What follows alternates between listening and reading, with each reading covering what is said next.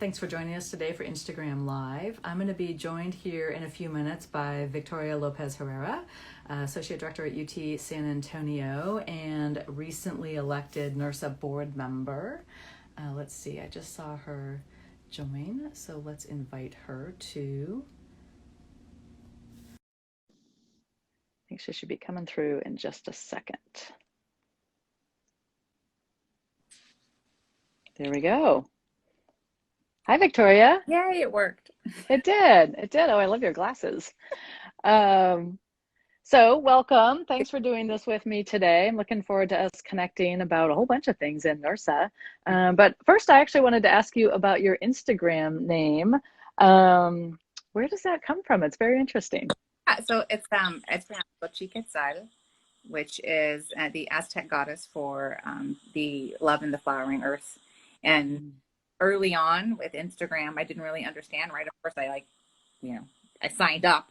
But what about, do I do my real name or not? And I am, identify as Chicana, Mexican American. And so thinking about my own ethnic roots and learning about, history of Mexico and the indigenous people, I chose Xochi because I feel like I connected with that Aztec goddess and wanted to just kind of keep it in my life. And it's a really great kind of talking point now later on in life. And then also explaining and talking to people about that. So I feel like it's also, now I feel like even later on in life, it's one of them. Not that I'm late in life, but it's one of those, I want to make sure that I do share and that we talk and that we remember and we discuss our indigenous roots, and especially as a Latina, because we're mixed and our histories are so rich. We too have forgotten and intentionally erased and devalued some of our indigenous heritage. And so I keep it there, and it's always there. It's a reminder. Yeah. Well, I mean, just that made me think of 14 new questions I have for you. So we do want to talk about the caucuses. First, I want to acknowledge that, staying with that theme of recognition and acknowledging history, and especially when it's been erased or devalued, is Victoria was part of the team that put together NURSA's land acknowledgement policy recently. And you guys did excellent work. I thought it was really thoughtful, not only in outlining the why we should do land acknowledgement when we're using spaces and places, for our events, but also the how, right? How to go about this, thoughtfully and with impact, and that there's a range of options. You can do something that maybe takes a minute or two, or depending on your opportunities and what area you're in, you may have an opportunity to do something a little deeper, right, to bring that history to life. So thank you for that. Before we dive into the caucuses, you're a mom, I'm a mom, and sparking off what you just said, how do you keep that history and those traditions and that positivity alive for your children? I mean, do they understand your Instagram name, and how do you talk about that in your house? It's funny because, especially given the past year of more awareness and discussion around race, ethnicity, injustice, equity, we've tried early on, and even just in their names and talking about how we name them. So my two children, Esai and Eliana, talking about their name, how we came up with their name, their connection to Spanish as a language, and we do a lot about our ancestors. And I think that so early on, we started to practice more intentionally Dia de los Muertos and talking about what is that, how do we remember people that they've never met, right? Like they don't know, right, or honor altar. Right. But it's things like that we can start to incorporate, because now, at least in schools, even everyone here in San Antonio, at least we live in a space in a town where the Mexican culture is embraced by the city. And so we see it and experience it in different ways. So it makes talking about it and incorporating it into our daily lives a little easier. There are still definitely times where what? We're Mexican American? What does that mean? And it's we talked about this. But it's ongoing, right? It's ongoing,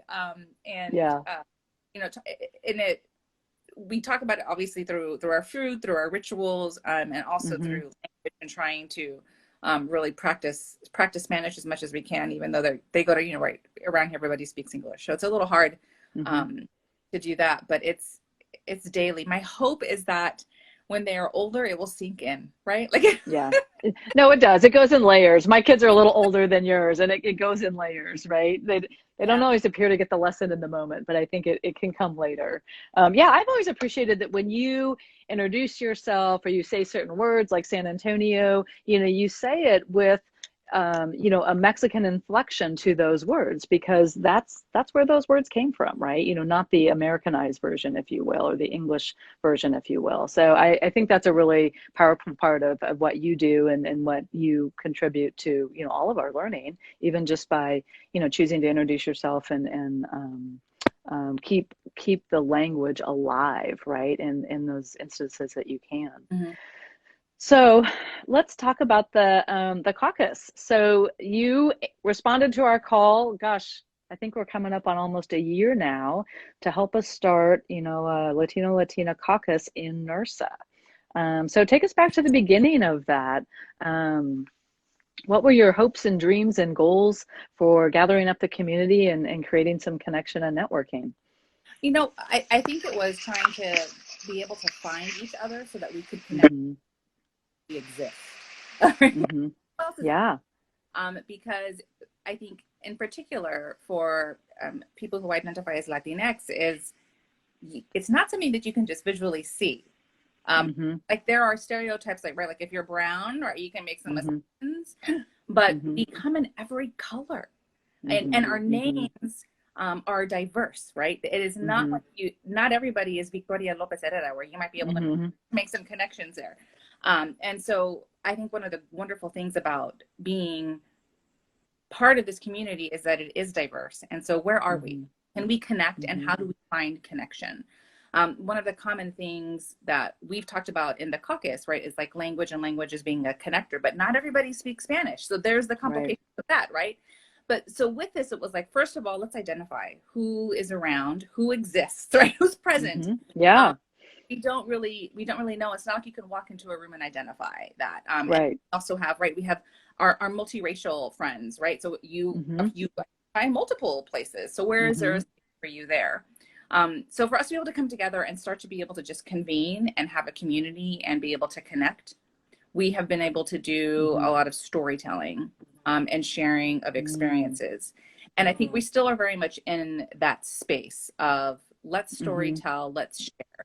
What are you Mm-hmm. experiencing? And it's not always just what are you experiencing within collegiate recreation, Mm-hmm. but what are you experiencing in life? Like what has happened in Mm-hmm. life, and how does that bleed over? Where are there shared connections or shared experiences that we have with Mm-hmm. each other, or that we can share with each other? Mm-hmm. So I think now stepping onto the NURSA board, right, like I now have more things headed onto my plate. So I'm stepping away, and Ross Rodriguez from the Okay. University of Texas in Austin, he's the one stepping up to be the convener. And our most recent caucus gathering, we had a really large contingency. I think that was just because of intentionality of like reaching out and wanting those connections and wanting to be able Mm-hmm. to connect with others, and really, talking it through our shared lenses of like familia, right? Like we talk about Mm-hmm. the NURSA family. And so for Mm-hmm. us, I've just taken that of just being like, okay, well now we're it's the familia, right? We're the Mm-hmm. familia. So Yeah. trying to build that. And so I'm really excited to see just how many people there are, how many want to engage Mm-hmm. and storytell. And so from there, I don't know where it's going to go. It's going to be up to the caucus. It's going to be up to the members Mm-hmm. to decide what we want to do, right? Like where we're going to head Mm-hmm. from there. Yeah. Yeah. Yeah, no, I think that's fabulous. And when we put together even just a loose framework for the caucuses, a year ago, that was the intention, that we wanted to create a space to get some things started, but it was really up to the individual communities to decide what their needs were, where they wanted to go, how they wanted to engage with one another, whether they wanted to stay focused on community building or lean into maybe some content generation or research or, specific mentorship. I think it's been interesting in some of the caucuses that have the benefit of different generations being engaged. And then, like you were saying, back to the storytelling, because those experiences are just very different as our context has changed. The other thing I heard more last summer, last fall, as there was definitely a spotlight on systemic racism when it came to Black Americans, right, and the Black Lives Matter movement and all that was going on. But then how were other marginalized groups processing that, right? And how were they being maybe supportive of a Black Lives Matter movement if they felt that was appropriate, um, or not, keeping their own voices and experiences and needs alive. We certainly saw a shift, I think, in the national narrative as more attention was given to the discrimination going on in the Asian American community, of course, related to COVID and some other things going on. So I think it's been an important space too for communities to come together and process, like you said, not just what's going on in campus recreation, but what's going on in the world. I think I've said on this Instagram Live format before, I'm a big fan of Beverly Tatum's work, and she's the former president of Spelman College. And what she really helped me, and hopefully a lot of others understand, is it's not either or, it's and. I need my spaces with my tribe, right? However I identify that. People that look like me, people who have a shared heritage, maybe a shared gender, maybe a shared sexual orientation, wherever, right? And then there's no right or wrong answer there. And I need to engage with folks who are different than me for learning and development. And, honestly, selfishly, to make my own life richer, right? By engaging with diverse people, diverse perspectives, diverse lived experiences. So I love that in NURSA now, we're creating both spaces, right? As the caucuses, the identity-based caucuses get up and running, there is a thought to create a BIPOC caucus as well. I think there was 1 or 2 meetings last year, and really the feedback from the group was, we need to spend some time in our spaces that are, one race or one ethnicity, and then eventually, yes, there'll be a space also for a BIPOC community, but we need to build this. We can't do everything all at once, right? We need to build this through the layers and through time. Yeah. Well, I'm excited. I'm also excited to see the mentorship going on, and that, while some leaders may start these things, they're very good at passing the torch, right, to others. I think that you were a part of the women's leadership groups over the last, 5, 6, 7 years. And there was some very intentional passing of the torch in that space, right? To let others lead and add their voices. So I really appreciate that you're doing that, and the Latinx Caucus as well. So you're back on the board. I'm very excited. For those that don't know, Victoria did a 1-year term on the board a year ago. And then in her off year, she served on the AOR board and is still wrapping up a term on the AOR board. And now it's beginning a 3-year term on the NURSA board. So what are you excited about in this next round on the board, on the NURSA board? I'm excited to be able to have some more time, right? Because I think that you mentioned, right, that the consistency is with the staff and headquarters, right? And leadership and the board is constantly kind of turning over. And in 1 year, man, it goes fast. Yeah. I feel like I was being oriented, and then I was already sad because it was like countdown to when it was ending. Yeah. And so with your term, I'm excited to be able to spend more time and hopefully make more impact. I feel like I was still able to accomplish some things, but again, it was just felt just very short-lived. And I'm really excited about what the future holds, not only for NURSA, but higher education, collegiate recreation, and the way that we work just as a community. So outside of work too, right? So where are we going? And I feel like in particular, we have taken on ownership of like well-being and integrating well-being. So how are we going to be able to influence how people are taking care of themselves, as well as their colleagues and students, and seeing the importance of the work that we do and how we can contribute to a healthier community, right? Like part of what it's about, right? We're building strong, healthy communities. And so a new way of doing that, and hopefully, especially through the pandemic, and of course with a more focus on equity, diversity, inclusion, and justice, that we're looking at that through a different lens and thinking about long-term cultural change. I'm excited about that. That's great. Well, we have plenty of work. We've got, I'm really pleased with where the strategic priorities landed, because I do think it'll position NURSA and the profession really, really well. Like you said, there's a lot there was a lot that is hard about the pandemic, but I think there's some real opportunity here. And, recreation professionals have been, longtime experts in engagement and in behavior change and in driving a culture. Mm-hmm. And those are all the skills we need, whether we want to improve the culture around health and well-being, we want to improve the culture around equity, diversity, and inclusion. Of course, the overlaps on that. I do feel like this is an exciting time for the profession to really impact campus communities and then, of course, beyond. So I mentioned you had been serving or are still serving on the AOR board for a bit longer. You also have, you've mentioned experience with your sorority. You're very involved in your sorority leadership structure. So I don't know, compare, contrast, parallels. What do you see between the three organizations?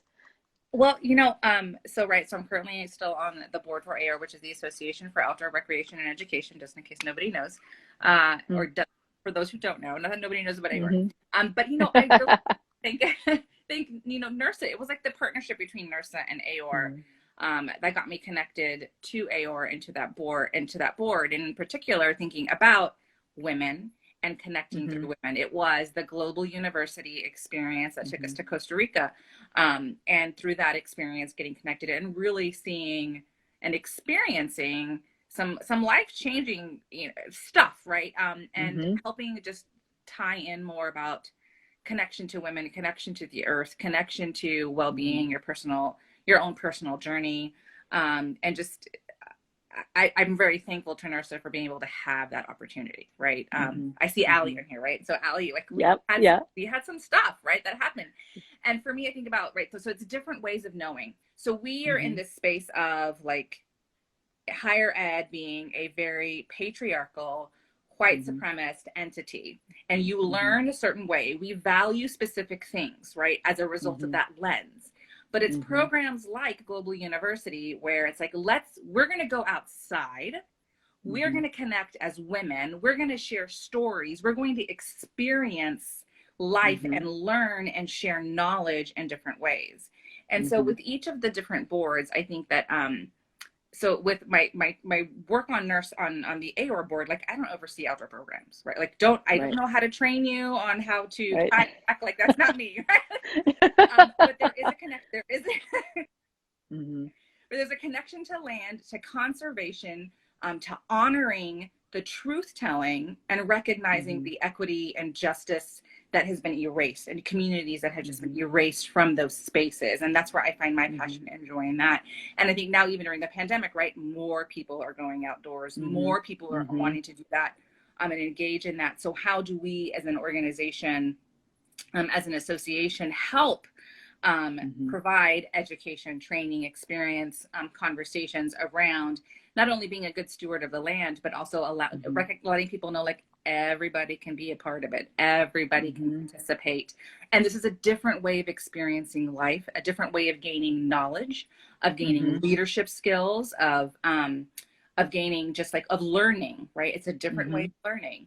And with Gamma Phi Beta, so I'm a proud member of Gamma Phi Beta.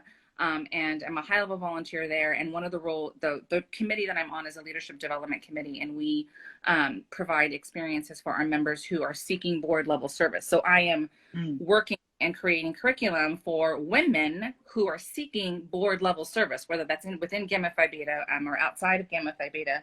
And so with that, so all the onboarding that we do for each of these boards, right? It's the same stuff, right? Providing now an avenue and access for women to look behind the curtains and get that information before applying to a board. That sounds interesting to me. And they're like, well, we can't accept you because you don't know anything. But guess what? Now you know, right? We can offer these opportunities for you and really help to skill build and provide not only like the tangible, like, okay, here's how a board works, how it functions, what the roles are, but also some, again, that learning and self-reflection and understanding of what I serve, what I benefit personally, an experience like that, would an entity that I would serve, would they benefit from my knowledge and skills too? So again, it's a different way of knowing, right? It's not the traditional path. We're kind of opening it up and letting women ask questions and explore and identify what are the talents and treasures that they have that they can then gift and give their time and effort to other organizations, like it at this high level, right? It's no longer, it's not just a, I'm not aiming for the individual service provider entry, like all the women are going to serve in these capacities. No. Right. We're going for the top, right? We're going for the top. We're going for leadership. So how do we provide those spaces? So between the three of them, for me, just I think all of my identities just interweave, right, and connect. And I understanding my own talents and strengths. Like I am a big picture person. I really enjoy intellectual dialogue and thinking and things like that. So across all of them, they've allowed me to further refine those talents and skills, and then identify that for me, that is the type of volunteer work that I would like. I'm definitely not someone who is the, let me get into the super duper weeds and the real fine details. I recognize that when I just need to be a part of a team that has people like that. Yeah, absolutely. Well, I love what you said about it's both a give and a take. It's a two-way street that, yeah, you know, I mean, we need leaders on boards and in other positions who are bringing some skills to the table to do the work that needs doing.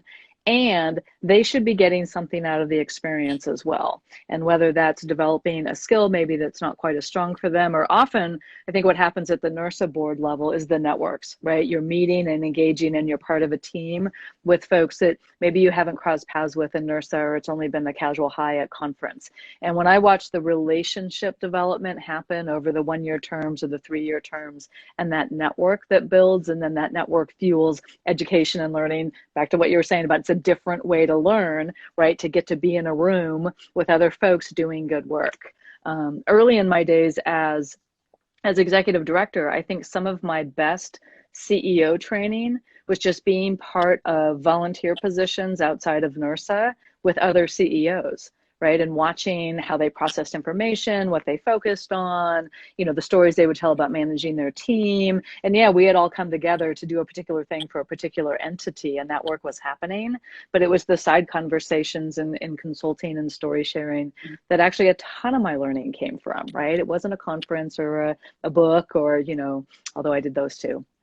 Yeah, well, that's I really like what you said about that. That I'm gonna have to pick your brain more offline about the leadership development that your sorority does.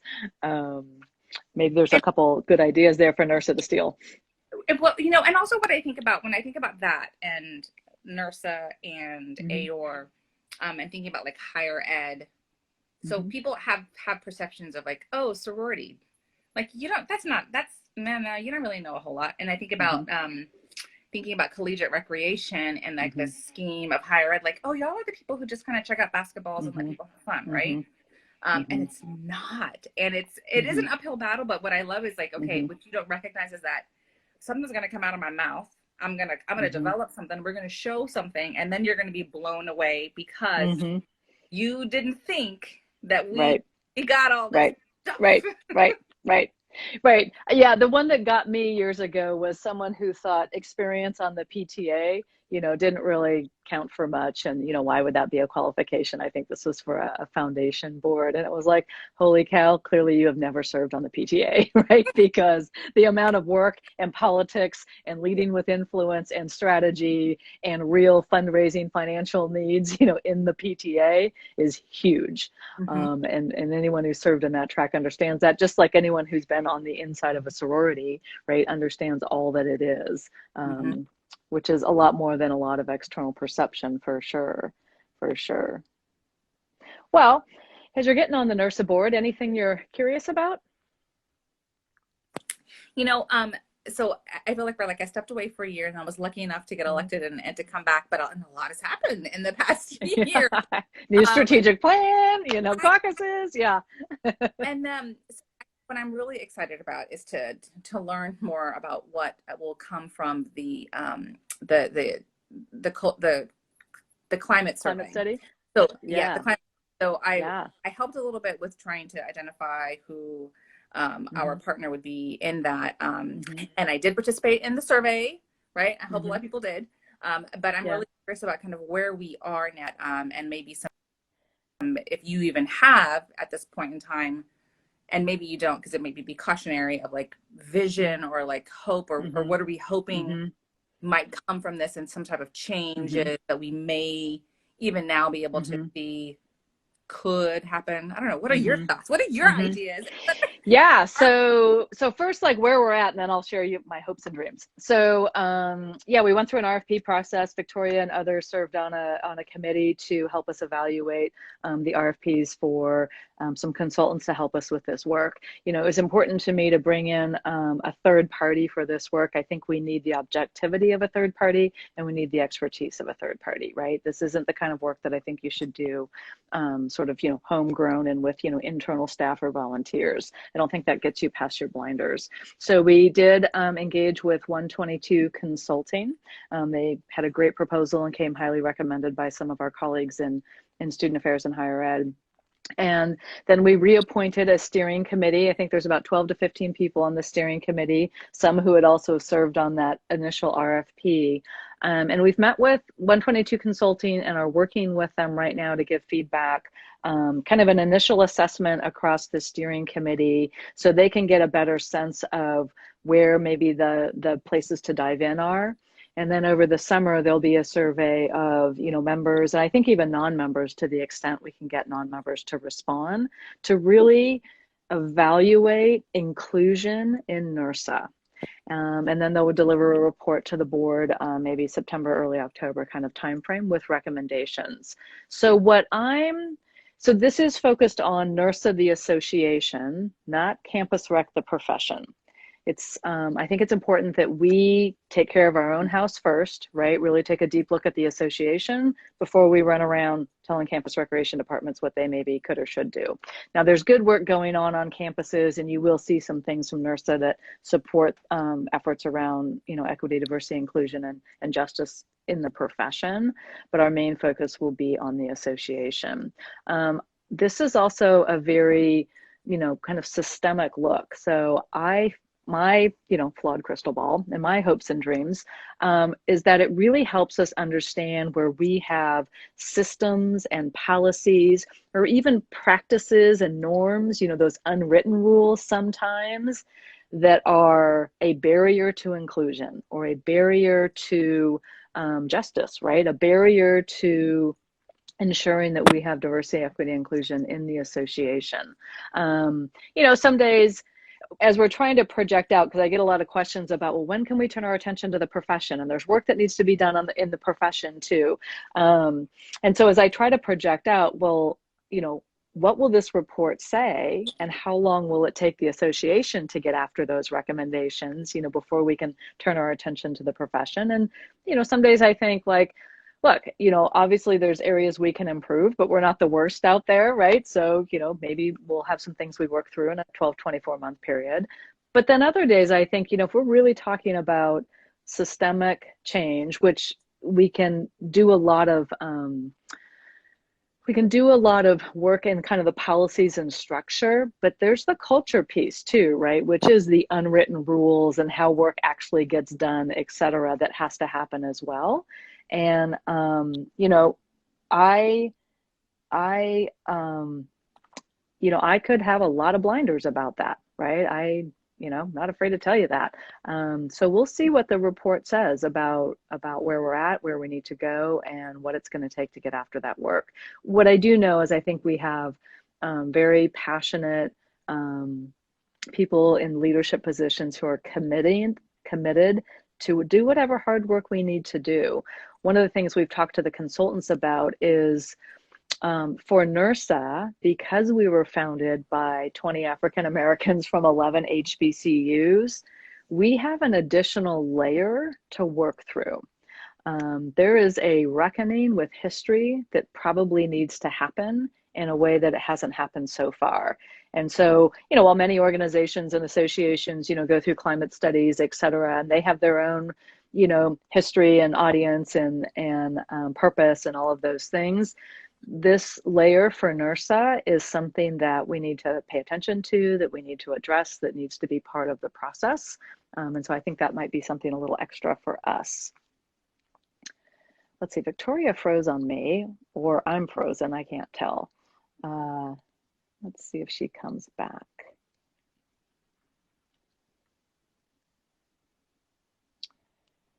someone's listening and has access to typing, throw me a comment to say if you can see both of us or if one of us is frozen.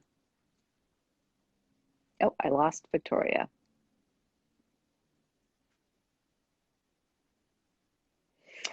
Yeah, so as Victoria dives back in, thank you. I see a comment in the chat about isn't the work on ourselves, our culture, work on the profession? Absolutely. I mean, there's overlaps. And often as we do good work in NURSA, of course, it also impacts the profession. Here comes Victoria back.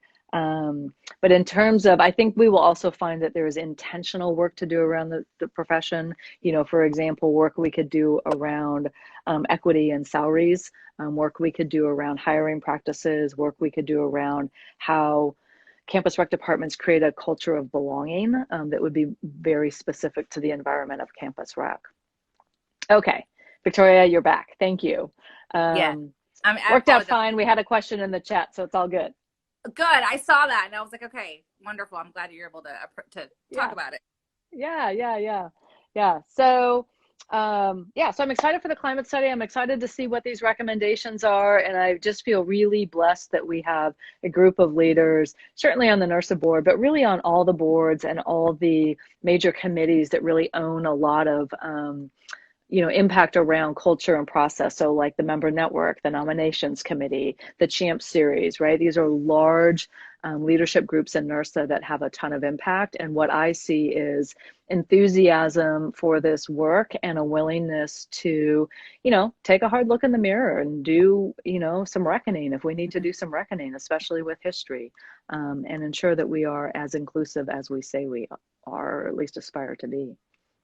Well, and I think it's also, you mentioned earlier, right? It's important to also understand that this is going to take time because cultural change isn't, regardless if the report were to come back next week, it doesn't mean that in December you're going to be able to do everything, right? Yeah. It might 3, 5, 10 years. You know, I mean, like maybe hopefully things will take 10 years, but it's going to take some time for the cultural change.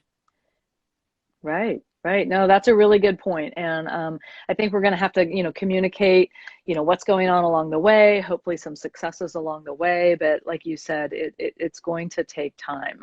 There was a great kind of graphic that 122 Consulting shared with us. Let me see if I can get this right, where they said often when a big traumatic event happens, right? So like, George Floyd being killed, people rush to commitment and then they rush to action.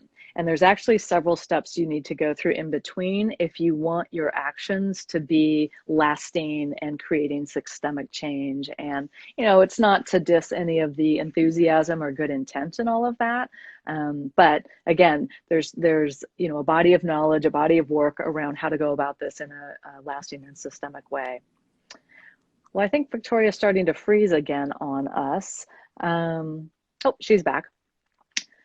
So Victoria, why don't we wrap this up a little bit? Any final comments, shout outs? Nope, she's kind of freezing again. I want to say thanks to our audience. Oh, you can hear me? Yeah, yes, but we can go because I think my kids are online and doing homework. So probably... Okay. Well, any last comments or shout outs? Just thanks, Pam, for reaching out, and definitely thank you to the membership for allowing me to serve NURSA in this capacity moving forward again. I'm really excited about the work that we have going on and the future of our association and our profession. Yeah, thank you. Well, thank you for doing this with me. And tell Ross he may need to do one of these with me, as the new lead for the Latinx Caucus. Maybe we'll do another one of these in 6 months. For anyone out there, please encourage those that you know to join the caucuses. You do not need to be a member to be part of the caucuses. This is just part of what we are trying to facilitate for the broader recreation community. And I hope you all have a great rest of the week. Thanks for joining us today. Bye, Victoria. Bye.